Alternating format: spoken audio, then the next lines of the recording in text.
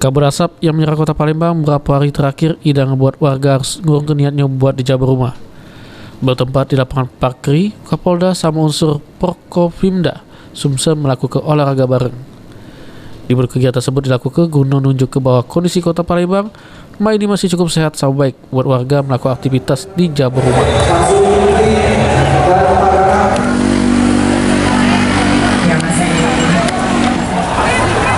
Tambah berapa ya? Sengaja mengajak dari TNI, Polri, pemerintah daerah, kejaksaan, pengadilan untuk olahraga bersama. Kita buktikan bahwa kita masih dalam keadaan sehat semua dan udara kita masih bisa tidak dalam kategori tidak sehat maupun.